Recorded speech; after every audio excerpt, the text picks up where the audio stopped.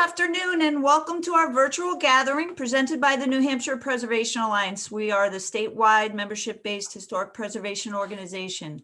My name is Beverly Thomas, and on behalf of the Preservation Alliance, I'm pleased to welcome you to period painted wall decoration, freehand brushwork, stenciling, and murals of the early 19th century with Linda Lefko. Today's program is part of our Old House and Barn Expo on the Road series we launched in March as our COVID-safe replacement of our postponed 2020 Expo. We'll continue to offer these virtual sessions throughout the year, and we've started some in-person programs this month as well. We always enjoy getting you and other Old House and Barn owners together to share practical information from highly qualified presenters, make connections, and offer you a dose of energy and inspiration too. I know many of you have joined us for other Expo on the Road sessions, but for those who have not, I'd like to mention a few housekeeping points before we get started. I ask that you please stay muted to keep the background noise to a minimum during the presentation. You may want to spotlight the speaker by choosing the side-by-side speaker option under the view feature. And also please turn your video cameras off to keep the internet connection as strong as possible. Today's presentation will run about 45 minutes and will be followed by a 15-minute Q&A. I'll wrap up the program at 1 o'clock, but Linda has agreed to stay on for an additional 15 minutes if we have other questions. Please use the chat function for your questions during the presentation, and we'll do our best to answer them during the Q&A period at the end. And before we close today, we'll select a lucky winner of the today's door prize. And the winner today will receive 2 tickets to the Connecticut River Valley Talk and Tour presented by the Center for Painted Wall Preservation on October 1st. So that's very exciting. And we will announce a winner at the end. And now I'm pleased to introduce our speaker.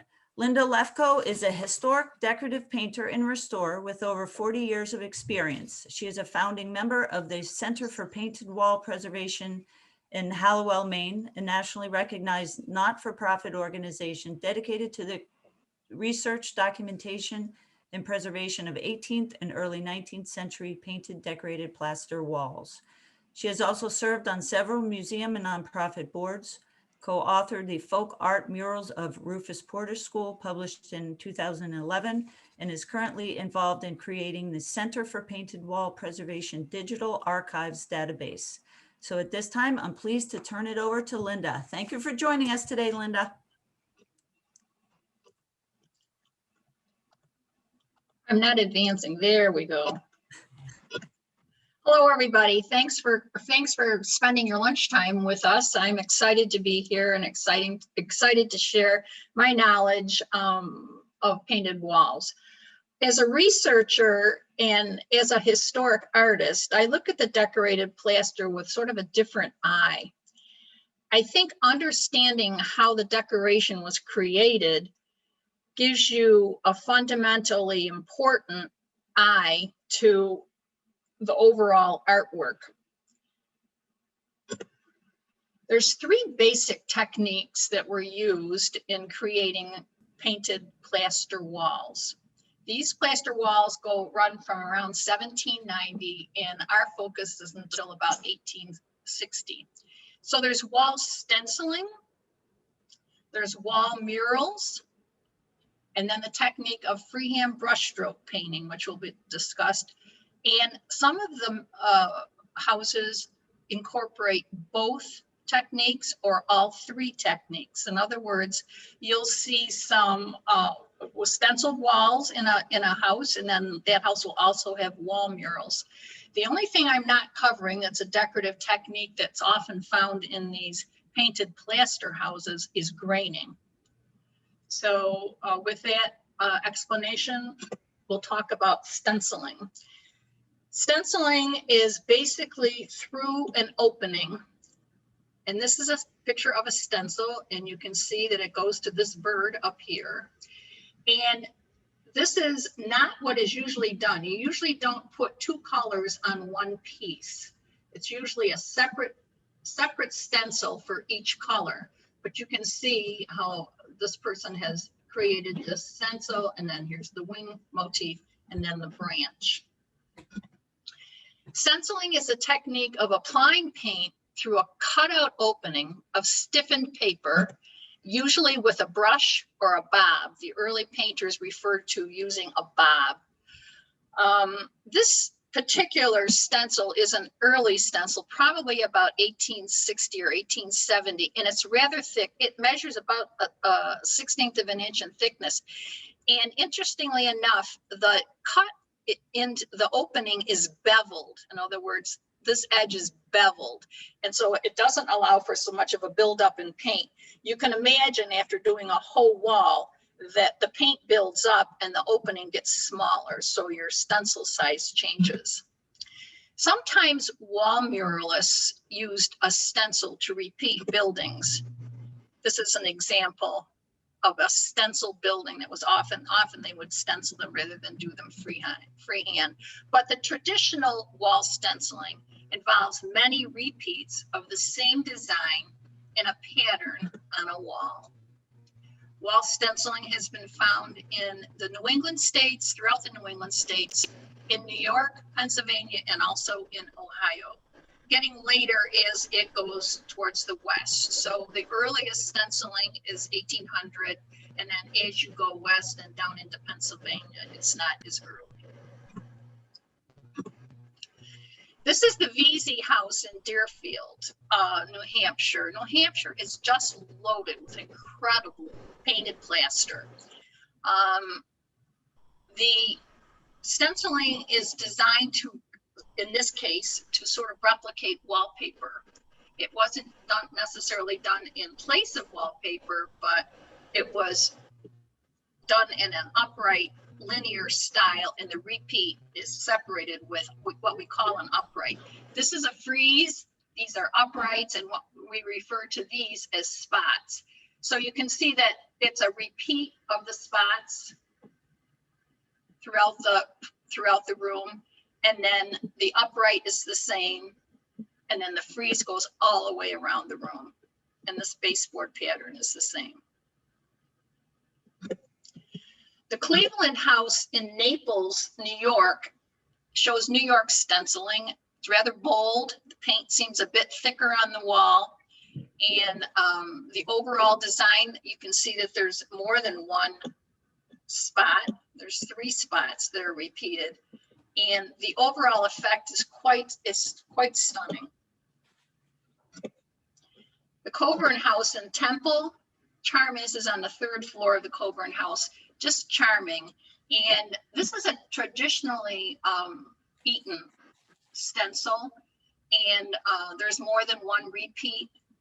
And you'll see this motif is often at the frieze, and you'll notice it's a 2-color stencil. And I say that because you can see that you wouldn't want to have both colors like the bird was in the first beginning of the talk.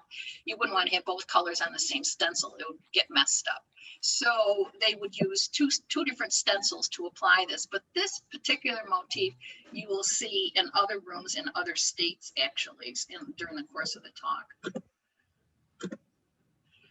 This is a New Hampshire wall in Newbury. I think it's absolutely charming. The background wall color was a rather bright yellow. It unfortunately had been covered with wallpaper. And when the wallpaper was removed, you can see the degradation on the wall.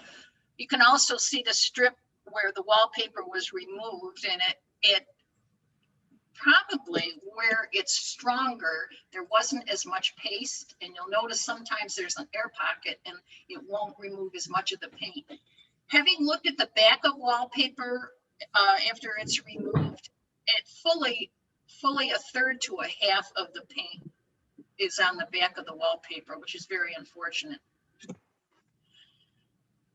This is a wall up in Maine, in Bridgeton, Maine, and you'll notice that the motifs are much larger. There's 2 motifs. We see the same oak leaf that we saw in New Hampshire that I referred to as a Moses Eaton type pattern. However, the size is quite a bit larger, fully half again or 50% larger, 100% larger actually.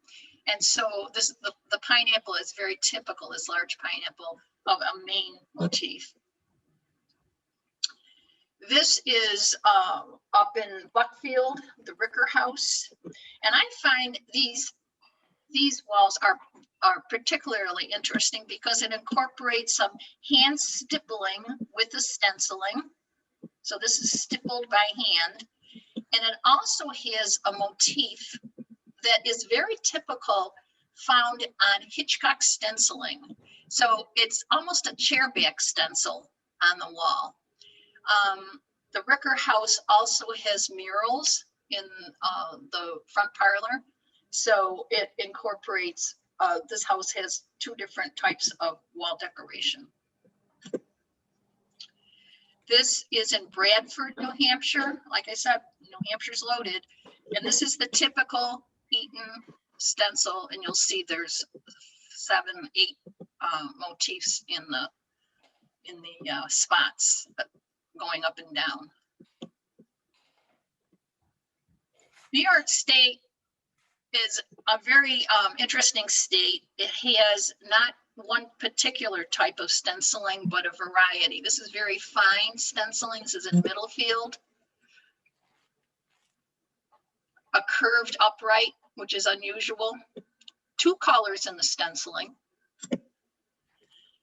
This is in Ledyard, New York. This is the house when they started to do a remodel on it. And we were called in to remove wallpaper and document the walls. And it's amazing. These walls, I don't know that you can really see it, but it's serrated. These leaves are so finely cut. It's really quite amazing. And the motifs are, this is one spot and it's rather bold, but still again, 2 colors. This is very interesting. This is the Farmersville Inn, and this is the first time that these images have been seen publicly. We have been very busy during the past year and have been gifted two private collections. And this is from Philip Parr and his research that he did during the 80s. It's the Farmersville Inn in Cattaraugus, New York. This is what the inn looked like when he documented it. And these are the stencils, the stenciled walls. And of course the inn is no longer in existence. So at least we've documented it and we're entering it into our digital archives, which is very exciting. And I think there's 27 stars and I've looked it up. So it's kind of exciting. So this is the Bradford, New Hampshire house that has the stenciled wall that we saw earlier, but it also has a mural in the front parlor. And note here, these oak, I call them oak leaves. These are stenciled. This house is stenciled.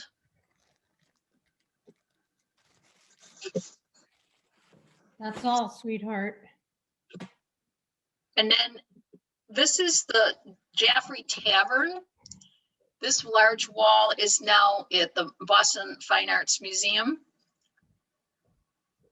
And it has stenciling, a stenciled frieze, and stenciled houses on the island. And this is all hand painted. These little ships are hand painted, and there's a little village here. And a lot of very fine hand painting in this mural. But the stenciled frieze is unusual. This is from Jaffrey also, but it's from the Prescott House in Jaffrey. This frieze has stenciling in it. This building is stenciled, as is this one. And I'm going to show you a close-up of the stenciling. This is a 2-color stencil. These roses, the rose bud, and then the bud would be put in, and then the capping on the bud, and then all of the fern work is all hand painted. So it's very charming. It really is. but not all murals have a stencil at the top. This is the Littleton Inn, which will be on our talk and tour in October 1st. The Littleton Inn was built in the late 1700s and operated as an inn in the early 1800s. We don't actually know when the murals were done, but look at the stenciling on the frieze. It's almost as though you can see the repeat. It's a the 4 units. It's almost as though the second color was not put in, or they forgot to do it. There's spaces for it, but it's not there. So this is stenciled. You'll also see stenciling. The birds are stenciled. The houses are stenciled, very tiny houses. The animals are stenciled, and we'll see this Hessian soldier larger in the birds. I want you to note the very undulating hillside. This is a very early wall. I'm not sure what they were trying to show here, but there you go. Who knows? It's hard to get in the minds of these artists. The camel, as I said, being an artist, I look at these things very closely. I don't know if you can, well, you can see it. The graphite line, this was drawn in and then painted. The Hessian soldier, you can obviously see the buildup paint on the edges. That's stenciled. And we'll talk about this again later. The wall has got some issues, but they've been advised as to the care of the wall. Murals are basically scenic paintings painted on plaster walls. This is in Deerfield. And these house tops, rooftops, are not stenciled, they're freehand. This is all freehand work.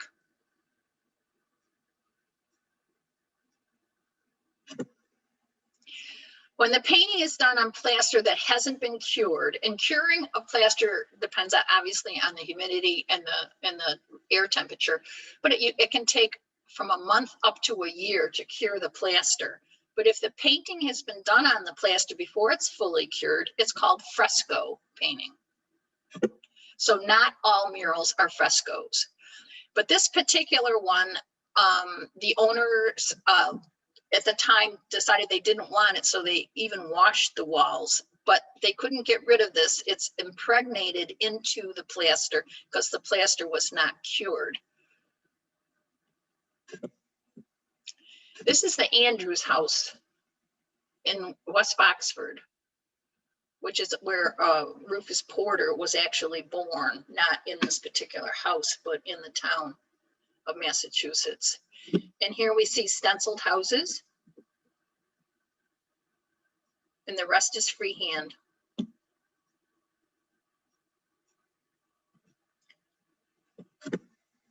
This is the Colby house in Haverhill. And this is what we call grisaille painting, shades of gray. And again, stenciled and stenciled houses. The ships are not stenciled. You can tell when you're looking at the wall, the actual wall, you can see whether the units were stenciled or not. But this is very typical of Porter's work. Porter's work is found in Massachusetts, but you see the large feather duster elm and the islands and the ships.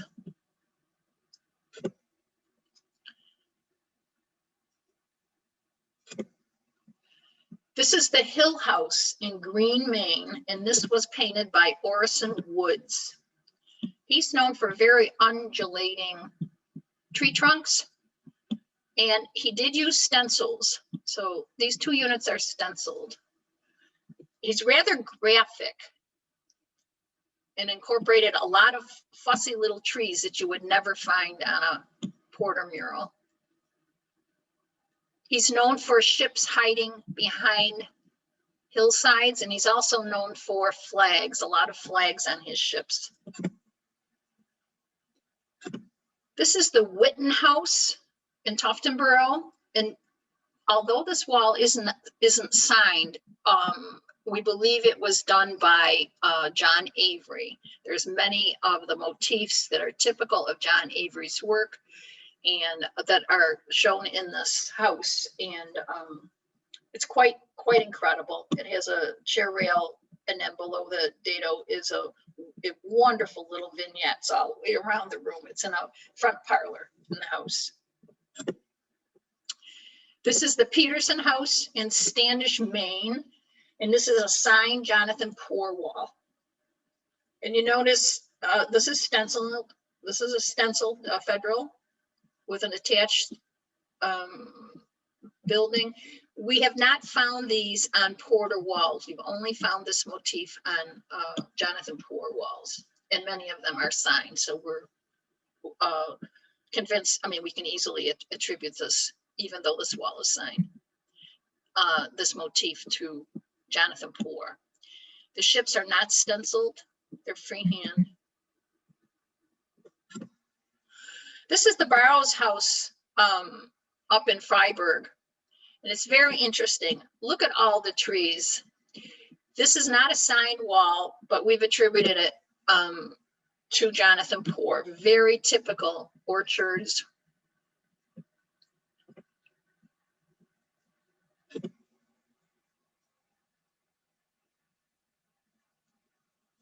You can see the rather straight tree trunks. You can see the difference between Poor and Orison Woods. This is the Brewster House in Ossipee, New Hampshire. Again, New Hampshire's loaded. We've not found another house by this artist of the same hand, but some very, very unusual things in this house. The stippling on the mountains is very interesting. The use of, it's basically three colors. It's black or gray, and then the green, and then the ochre color. So the use of the three colors. So it's minimal color use. And then I've never seen this on all, probably 200 and some odd walls that I've documented. I've never seen anything like this, but you can see where he was testing the paint on the wall. And they didn't bother to cover it up or put another branch there. And I thought that was so unusual. I really thought it was great. The dry brush technique used on the tree trunk. And the shadowing is very typical of many of the muralists. But we've not found another set of walls that we could attribute to this hand. This is in Middleton. This is the second floor of the Middleton Town Hall. And this is attributed to John Avery. He's incorporated what we call trompe-l'oeil, painting something to look like what it isn't. So it appears to be a swag on the wall. The Middleton Inn, the Middleton Town Hall was recently, the course of the last 7 years, one of the 7 to save, and it received grant money, and it has been stabilized. The walls are in trouble. They continue to deteriorate, but there has been all kinds of testing done, and the paint's been analyzed, and they've been able to determine what the issue is. John Avery used this puzzle type of background to delineate the open spaces. Beautiful cove ceilings in this building, but you can see how the paint is basically flaking from the wall. It's an incompatibility with the background paint. That's what's been determined by Dr. Jennifer Moss, the paint analyst. At the other end of the this upper room is a beautiful, and it's dated, a beautiful lyre. And you'll see here this deterioration, this flaking. But at least the walls are documented, and it has not been in painted, but the walls have been, the flaking has been stabilized. Now, whether it'll continue, time will tell, but The detail work here is just amazing. Avery is known for these curly cues, these very fine black work, and you can see it. And you'll see it in many of his murals. This is the Witten house in Tuftonboro that I just touched upon earlier. This is also attributed to John Avery. These buildings are not stenciled. They're hand painted. Again, the black work.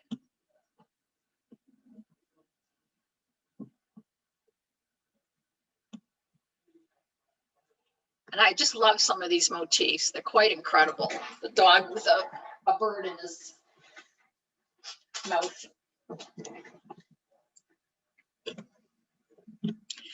You would think that this carpet, which is in the house, that was all in the front parlor, and this goes upstairs, and there's a mural as you go up the stairs.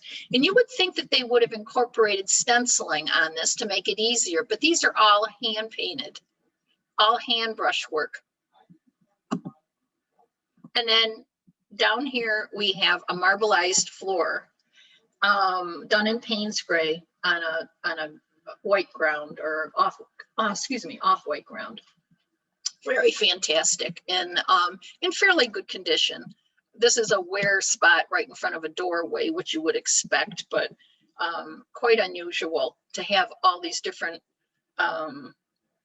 techniques in one house. Also, that we feel like, well, we know 1841 for the Middleton walls, but we feel that John Avery painted, I've done quite a bit of research on him, and he painted in the late 1830s and 1840s. This is the Hill House up in Green, Maine.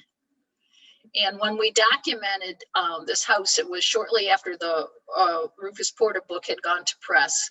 And Jane Radcliffe and I went up and documented this house. And of course, it was unbelievable for us to see an Orson Woods wall that had never been documented before.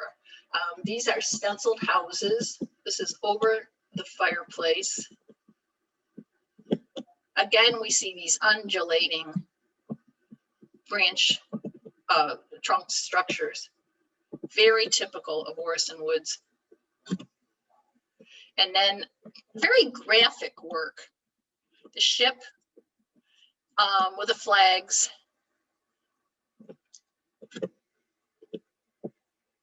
And a lot of fine work on it. Again, the branch structure, it's a dead giveaway for Orson Woods, even though the walls are not signed. The stone house, or it's also known as the Holsert Cobb house in Hancock. I wanted you to see these walls because of how basically they've always been attributed to Rufus Porter. However, the condition of the walls, notice the smoke stain on the wall. They've never been cleaned and obviously need to have some restoration work done, but I believe that the leak has been repaired, so that's good. They could be cleaned without, and get rid of a lot of this gray area. The streaking is the lath. The walls are fragile. All of these walls are rather fragile. Again, we see it's typical of Jonathan Poor, the orchards. And this federal house that I spoke about, very typical of Jonathan Poor. This is the Adams Female Academy. It was a school. This is on the second floor of the school. And the timber frame building, the walls were exposed for a period of time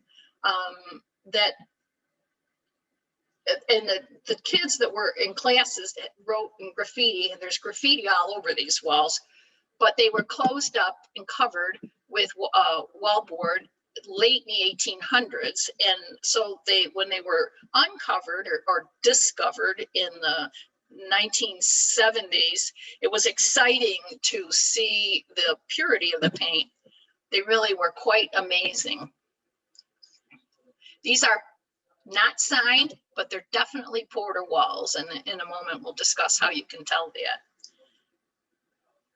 So there's no stenciling on these two panels, but this panel, you can see there is stenciling, and very typical of Porter, the bright yellow highlights and the use of a lot of color. This is the Knowlton House in Hopkinton, New Hampshire, and I could not believe it. You think you've seen everything, and when this woman was corresponding with us to determine how to remove her wallpaper, and we had given her some instructions and some help, and so I got up there to see the house, and I was just amazed. Beautiful stenciling under this wallpaper, and you can see the repeat on the stenciling. It's a 8 blossom, you know, this unit, and then you can see the repeat. But this is freehand. The stem work is all freehand on each of the uprights across the room. On the spots themselves, this is stenciled, but then the black work is hand painted. And you can see the bridges here to hold the circle. So it's really, so this is the wall color showing through, and then this was stenciled or applied. And then this is the freehand work later. So it's very interesting to see how these different techniques intersect. And then lo and behold, below the chair rail, there's a mural. So we have freehand, stenciling, and a mural down at the bottom of the room. You see the little pugilist down here. And then here's an elephant that is also freehand. That was typical of the period. They would bring to the inns, they would bring in wild animals that you didn't typically see. So we're going to talk about freehand brushwork. It's also called scroll work, done by hand. So there's no stenciling involved. You take the brush and when I do it, I snap a plumb line. So I snap the lines that I want to do my work on. So I'm not going crooked, because it's pretty easy. It's not easy to paint on a wall. It takes a certain amount of stability and, you know, kind of courage, because you don't remove it once you do it. So artists often employ the diaper design technique, and that's a series of diamonds that are created with the cross points, and then the motifs, the diamonds are filled in with motifs. It was also used on stenciled walls. So instead of freehand creating the diamonds, they also use stencils to create the diamonds. And I show you this because each of these, here is the diaper effect. And then each of these are freehand. And you would think it would have been so easy to do these with stencils, but they're freehand. This particular wall has been shellacked.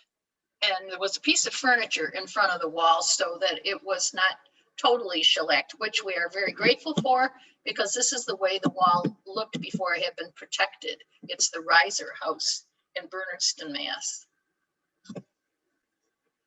This is also a freehand brushstroke, more scroll work at the Burdick House in Connecticut.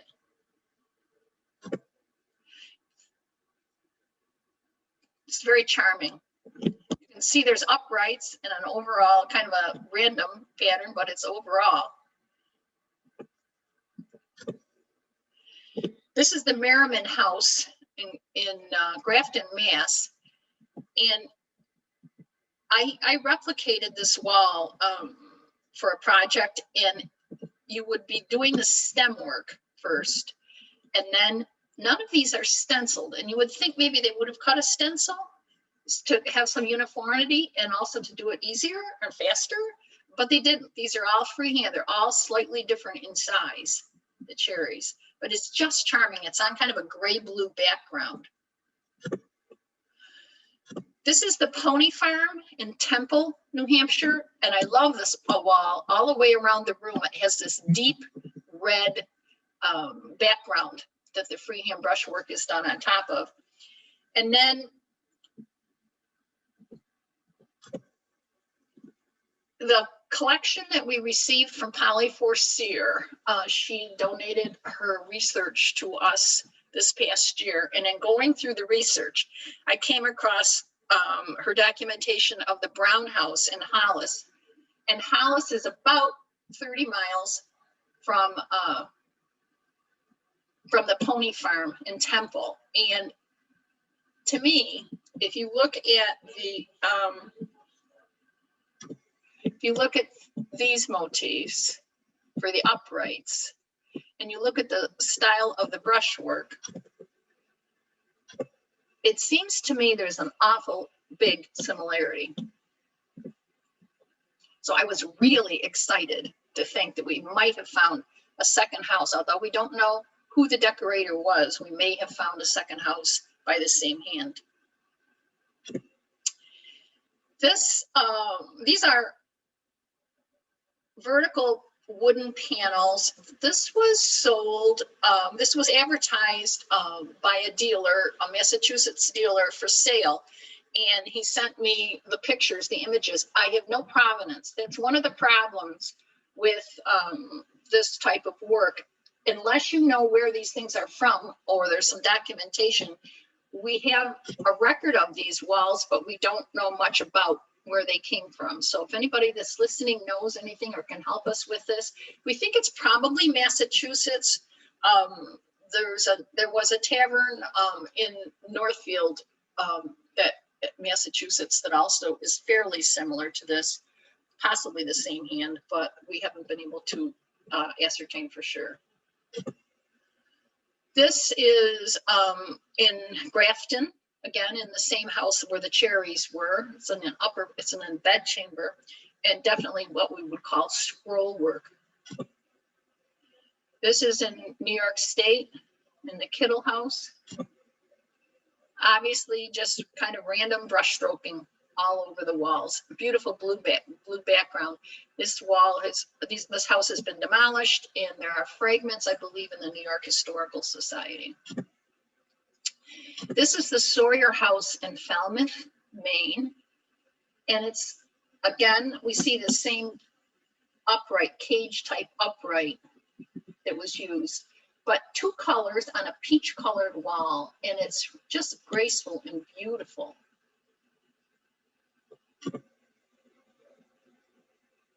A real workout for the brush.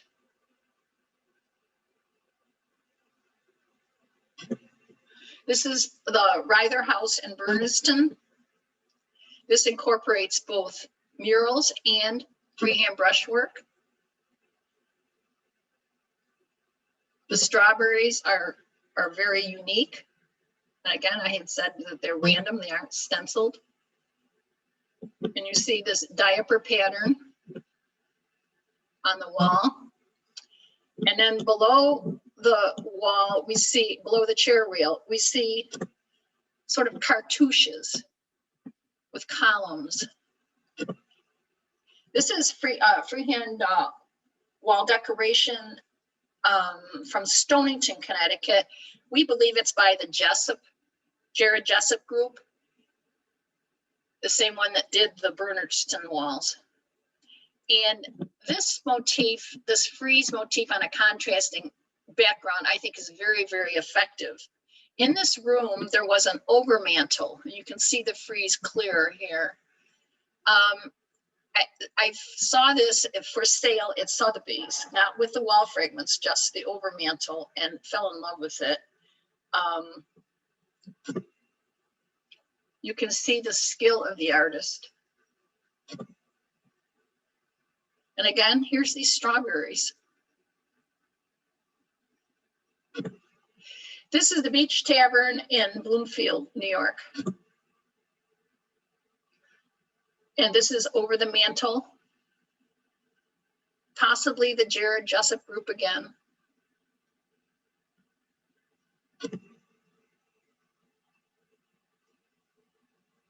a similar style.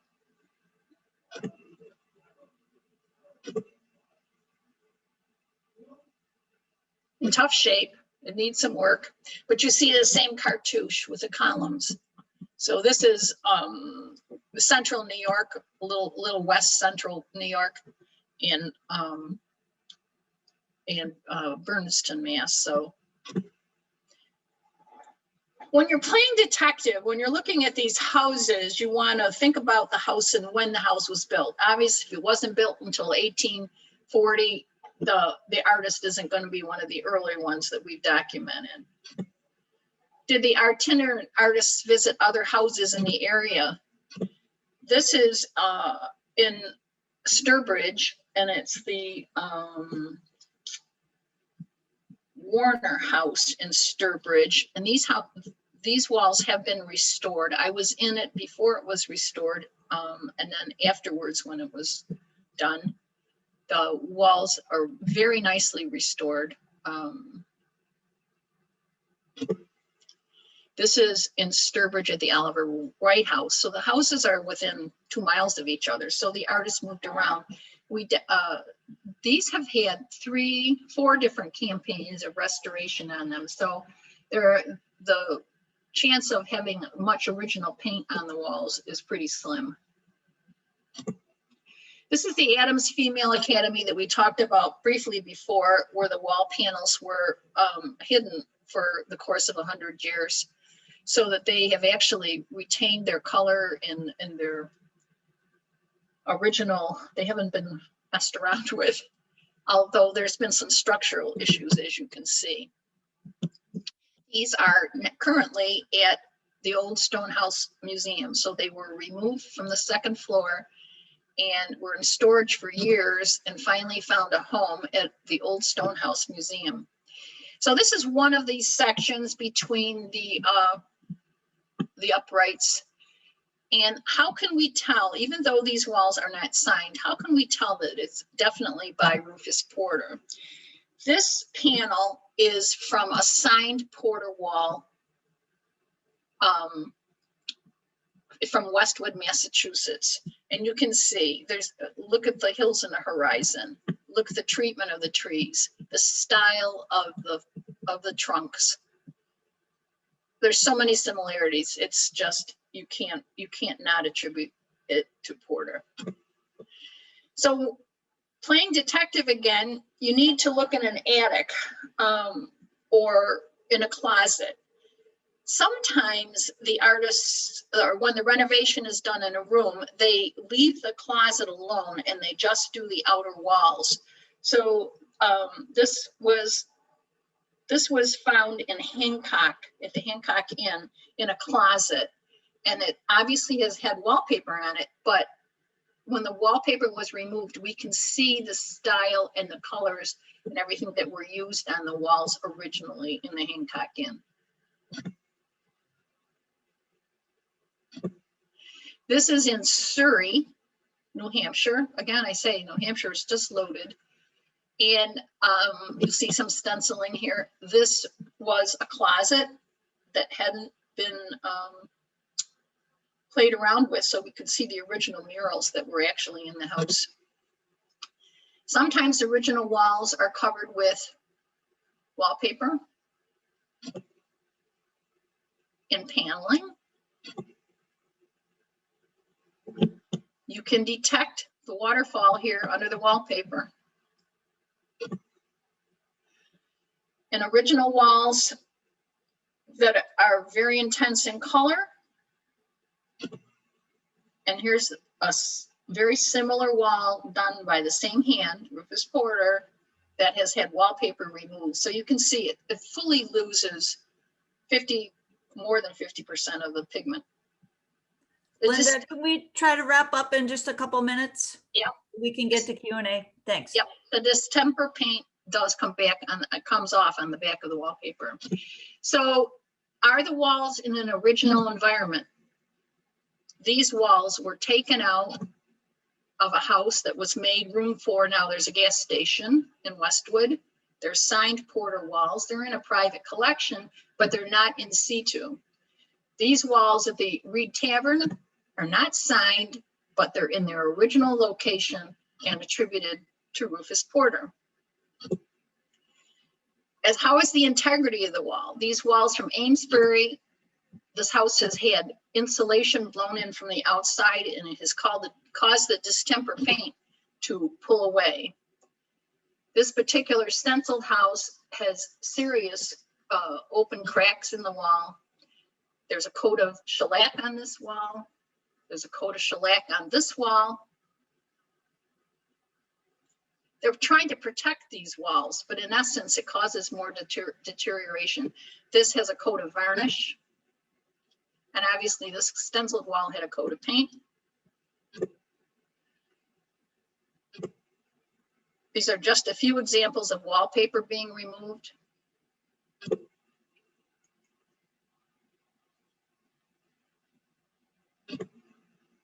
Is it signed? That's important. These walls from Groton are no longer in the Prescott house, but they're signed walls. Is it original, or has somebody painted them over and then reinterpreted them? This is the Birchwood Inn. This is a Westwood wall that somebody has reinterpreted.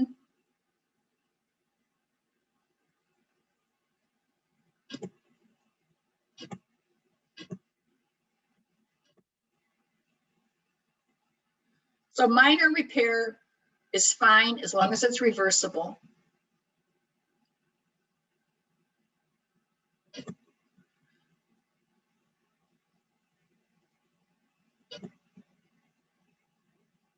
Walls can be partially redone, leaving original in place.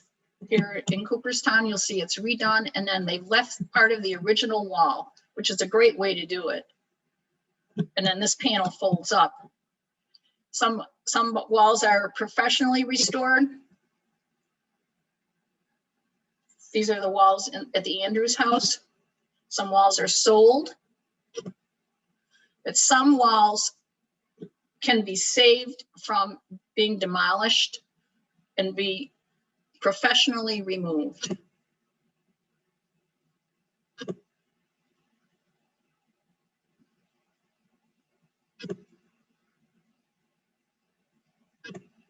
Walls can be covered over with paper or wallboard, and they can be lost, they can be professionally moved, they can be sold at auction, and it's best to keep the walls in their original situation. But very minimally, it's critically important to register and document the walls, and we appreciate it if you do it with the Center for Painted Wall Preservation. Thank you. Thank you so much, Linda. Sorry we had to rush there at the end. It's all right. There are no questions in the chat, but I do encourage folks to put questions in there.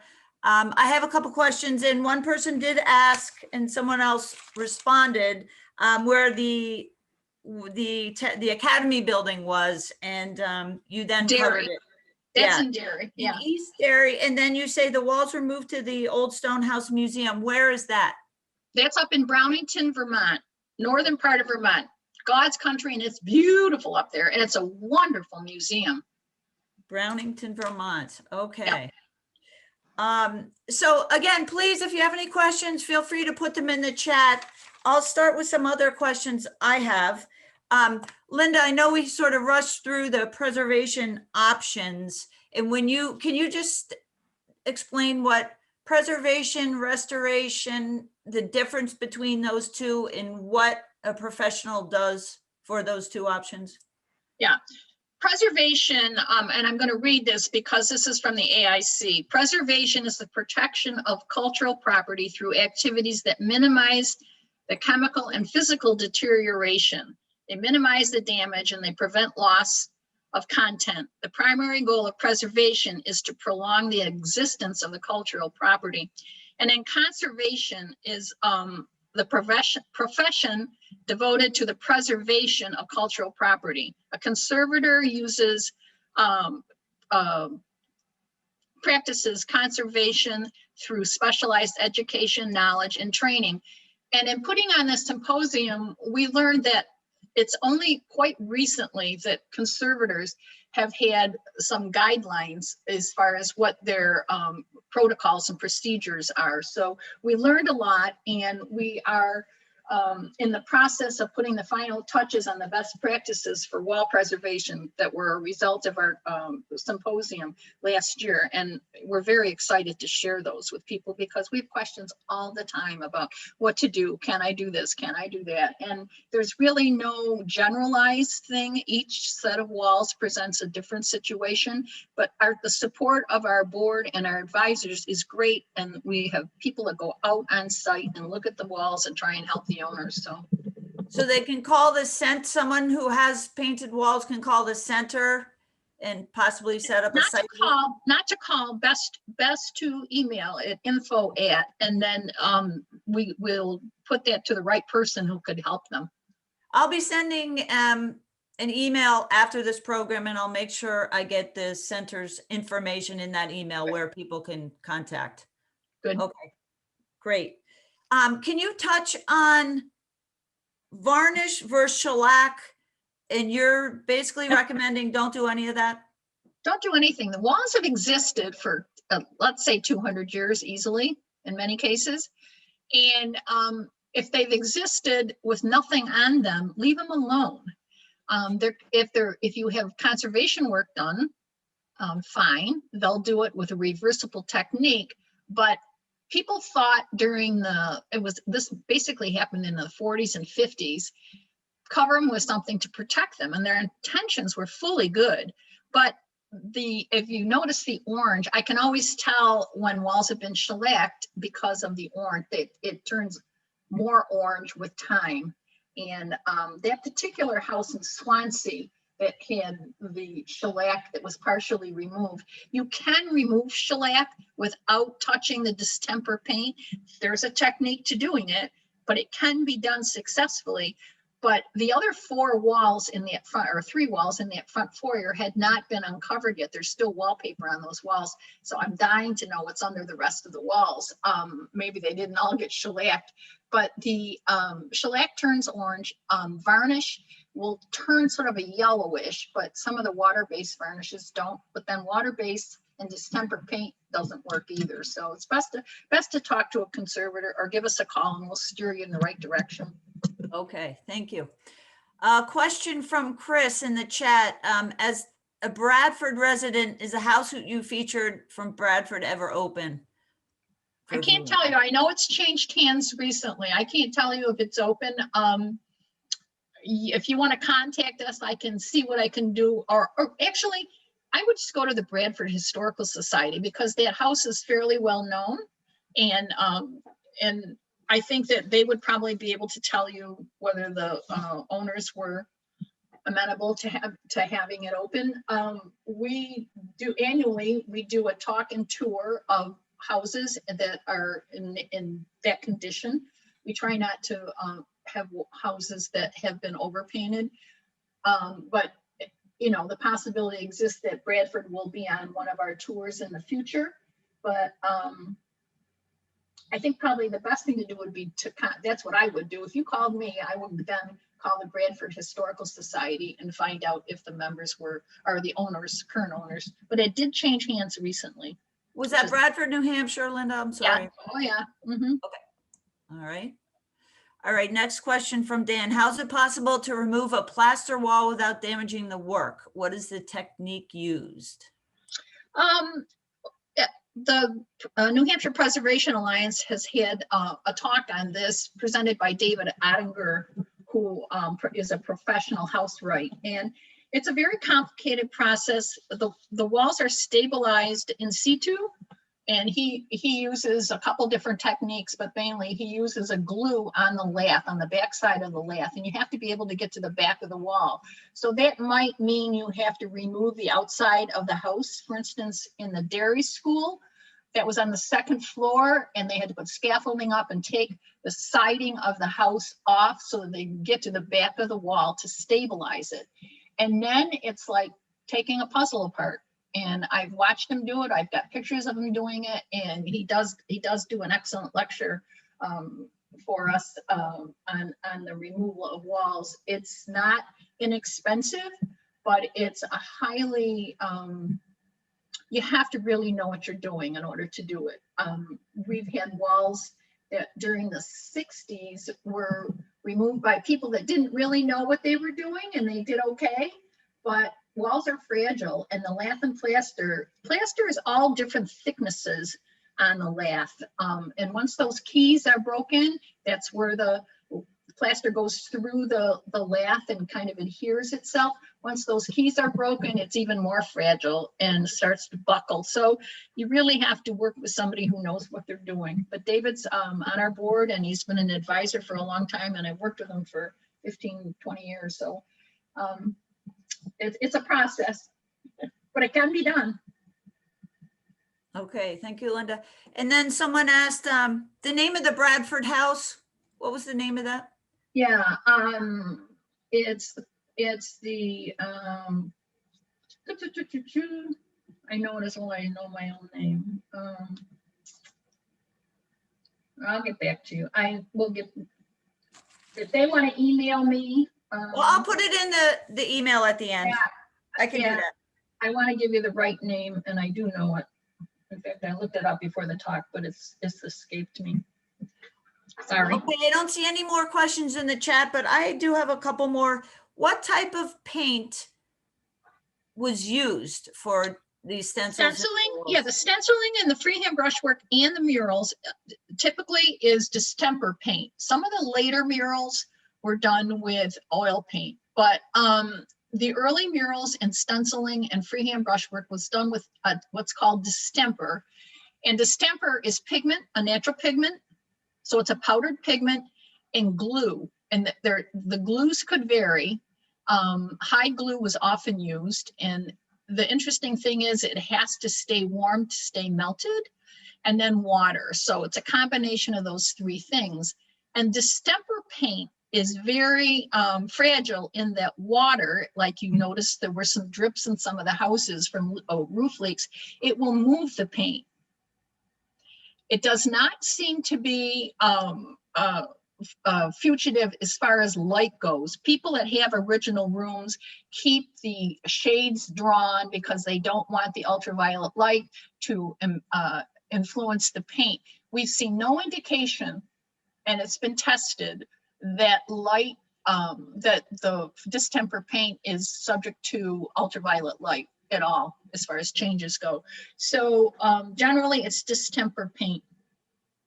Okay, great. So I'm looking at the clock, and I think I'm going to do my wrap up comments right now. And then for those who would like to stay on, please do so. And we'll chat for another 15 minutes or so. So at this time, I'd like to thank Linda again for this wonderful presentation. It's really great to see these incredible photographs that are not often seen. Some of these places you can't even go into. So it's wonderful to have this in a presentation. So thank you again, Linda. Thoughtful and experienced presenters like Linda and your great questions and involvement make a huge impact on advancing preservation interest and efforts across New Hampshire. We want you to know the Alliance is here to help and encourage you. We encourage you to check out our website, which is nhpreservation.org, or send us an email to bt@nhpreservation at any time with any type of questions you may have. Our next expo session will be an in-person timber framing program at Sanborn Mills Farm in Loudon on September 1st from 5 to 6:30 with Steve Fifield of Fifield Building Restoration and Relocation. They're working on 3 different timber frame buildings up there, so it's going to be a wonderful program. Stay tuned to our website calendar at nhpreservation.org for details on this and other Expo on the Road programs. And we encourage you to share our Expo website link with other old house and barn enthusiasts. And be sure to check out our Expo guide of 50 products and service providers on the Expo page of the website as well. And for those of you who have been to our in-person Expo in the past, you know how we love to give away door prizes at our events as a token of our appreciation of your involvement. Today, we're happy to offer 2 tickets to the Center for Painted Wall Preservation's October 1st Connecticut River Valley Talk and Tour. Linda will start the day at 9:30 with her talk at this Lime Center Academy building. Then attendees will grab their box lunches and tour 4 private homes in the Upper Valley region. It promises to be a fabulous day of painted walls and fall foliage. So I'll now turn it over to my colleague Maggie Steer, who will pick the lucky winner of today's door prize. 2 tickets. So I would remind you, if I call your name, please turn your microphone on so you can accept or let us know that you can't attend and use these tickets. And I have a backup name or two. So the winner of the tickets is M. Swift. Is she still with us? Oh, woohoo! That's me. My goodness. Can you hear me? Marcia Swift, I'm so excited. are you able Thanks, to Linda, attend? thank you so much. This has been an extraordinary presentation. And I can't tell you, I'm just chilled all over to be able to attend. Thank I you. think you'll enjoy it. Terrific. Absolutely. Marcia, do you have painted walls in your home, or are you just interested? I do not have painted walls. I would love to have painted walls. I am a person who's followed stenciling since the 70s, when there was sort of a resurgence here among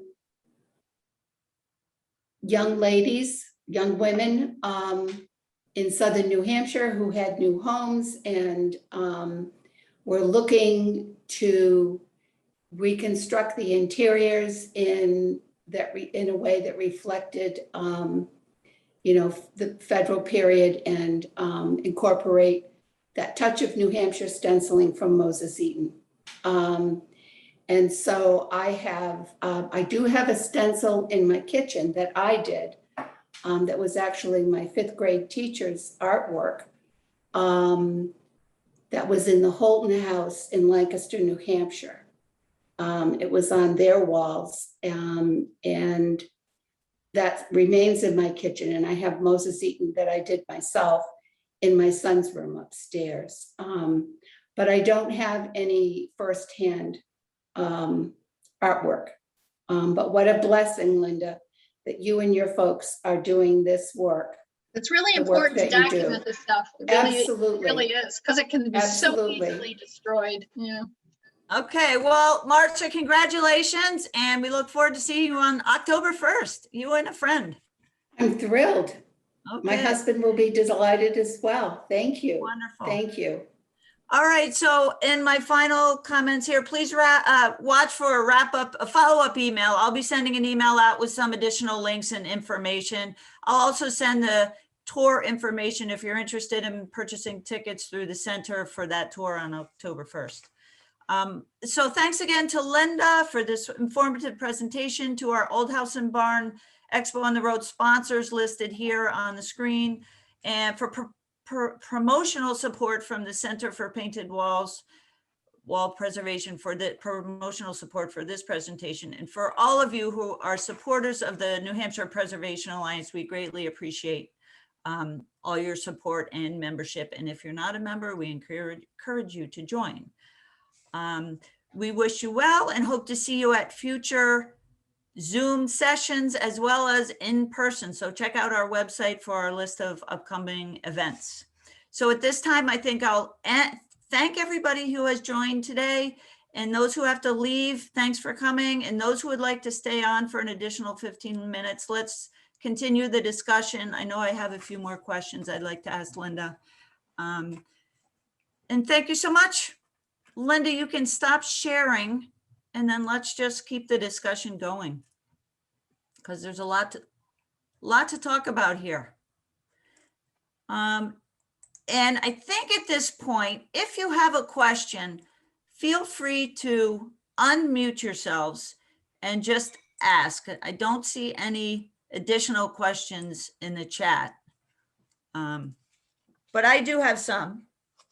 So I will ask, and then maybe other folks will have additional. Linda, I wanted to ask, as the background, was there always first a background color painted, or was this sometimes painted right on? Good question. It's a great question. It's very interesting. No, oftentimes it's just the gray of the plaster, and it's you don't see it very often, but I have seen it. Usually there's a skim coat, and it's not always white. It's very thin paint. I've seen murals done with just I've seen stenciling done that way, and I've seen murals done with just the original plaster base. There isn't that much. I bet I've only seen, physically been to a house and seen, I've seen pictures of, but probably 30, 35 maybe freehand brushstroke walls. They're rather rare, and of course they're the earliest technique. So I can't really say with any certainty whether they were done on just the plaster wall base. And then can you talk a little bit about the timing of when these were done versus when wallpaper started being used? Wallpaper was around. It was very, very expensive. It's often been said that wall murals or wall stenciling replaced wallpaper because it was cheaper. That's not true. It's been researched and documented that it was comparable in price. I feel that some of the freehand brushwork was right at the turn of the century, late 1700s. It's done on wood paneling. Some of the Connecticut and Massachusetts freehand brushwork that I've seen is, to me, very, very early. And there's been plaster bits that talk about this. So that was the turn of the century. Stenciling was also, Moses Eaton Sr. was working in the early part of the 1800s. The earliest wall murals that we've documented, and it is just a guess because they're not dated, very, very few of them are dated, would be about 1821, 22, up to about, well, 1841. We've got John Avery, probably until about 1845.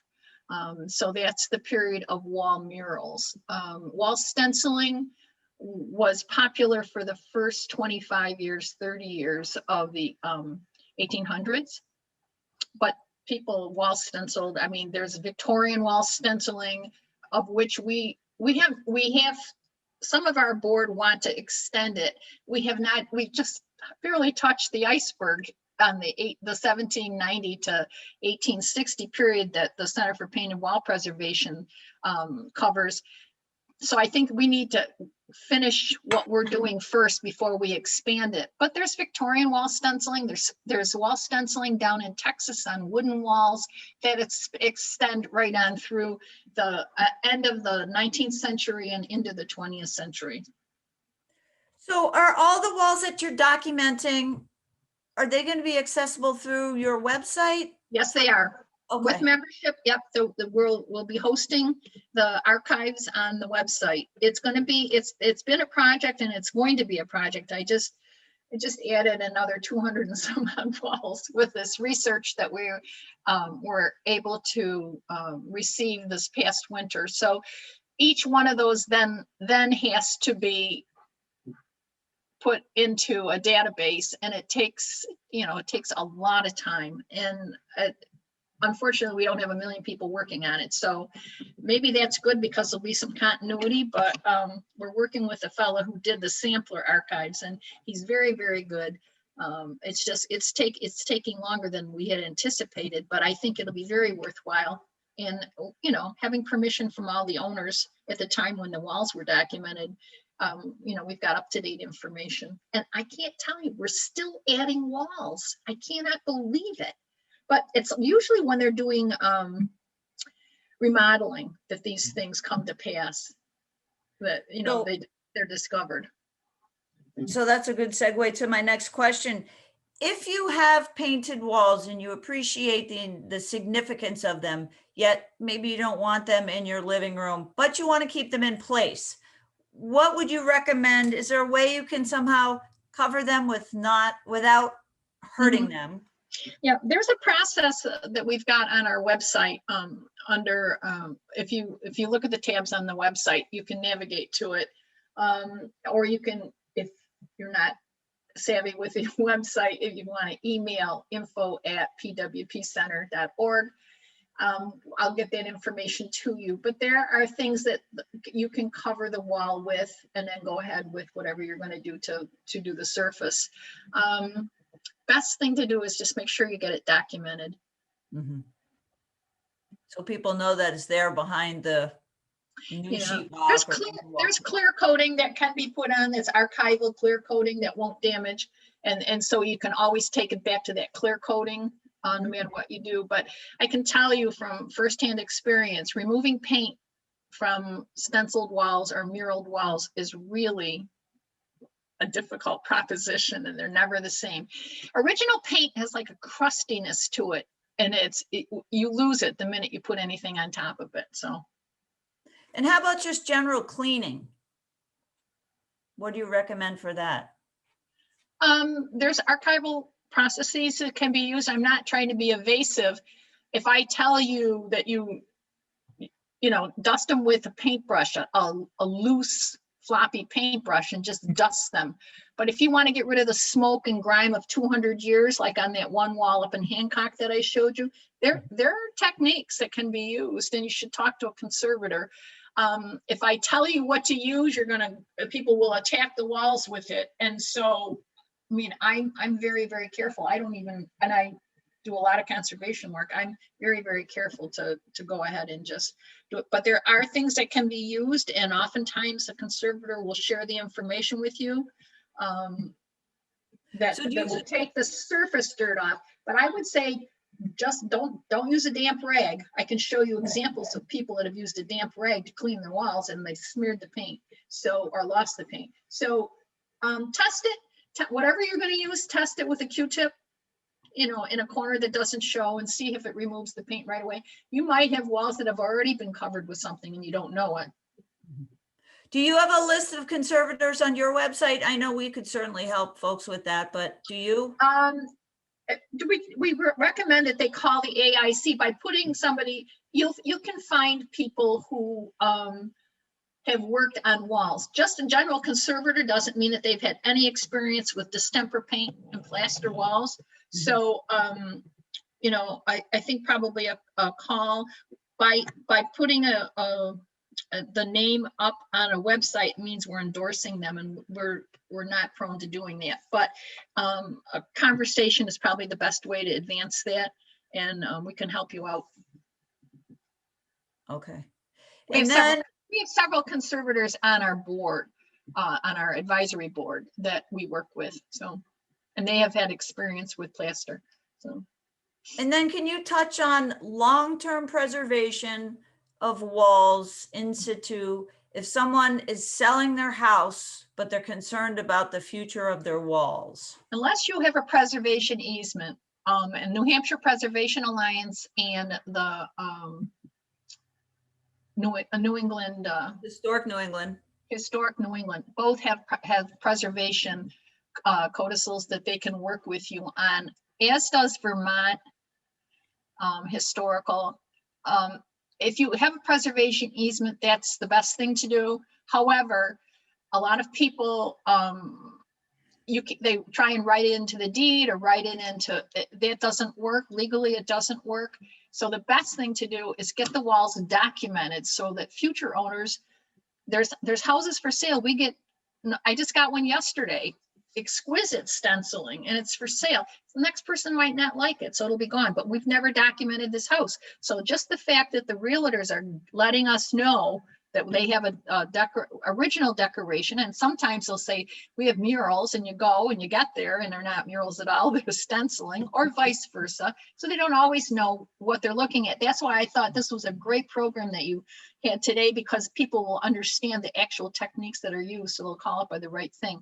But the realtors have been very cooperative, and leave it alone. It's been alone for all of its life. Leave it alone. Don't do anything to it. If it needs structural help, we can help with that. And if it needs conservation work, we can help with that. But other than that, get it documented, I think, is the best thing. And educating, as you say, educating the realtors, the future owner of the significance of the murals, Right. or the stencils, and yeah. And if anybody is interested in an easement, talk to us at the Preservation Alliance. That is definitely one way to make sure that those stencils or murals will not go away in the future. Okay, any other questions? We're reaching the 1:15 time. Any last minute things you want to share, Linda? Or I'm Tim, just- Tim Cook as a mural owner with preservation easements? Yeah, Tim's house, magnificent house, the Moses Eaton house will be, Moses Kent house, sorry, will be on our tour October 1st. So it's a private home and will be available for the tour. So that's just one of the 4 houses. I would encourage, these are all private homes, and I would encourage people that are interested to sign up. Do you want to say anything, Tim, or you're good? I'm good. You're good. Okay. Just reiterate, preservation easement is a good way to go. Thank you. Tim's house has beautiful, beautiful murals, and they've done a fabulous job. Tim, do you want to touch on the work that was done on your murals real quick, right before we close? Yes, about, I guess it was 8 or 9 years ago now, we found this great guy to do, to clean them and to do a little repair here and there. And it was excellent. It was really, really good to do it. And fortunately, our murals didn't need too much. So they'd never been wallpapered over, or they were in pretty good shape. But it made a difference when they were clean, for sure. Yeah, they're beautiful. Okay. All right. Well, I just want to thank everybody for joining today. And thank you again, Linda. Yeah, Really glad to do it. wonderful, wonderful to see all those amazing photos. And hope to see everybody at a future event and maybe on October 1st as well. Take care, everybody.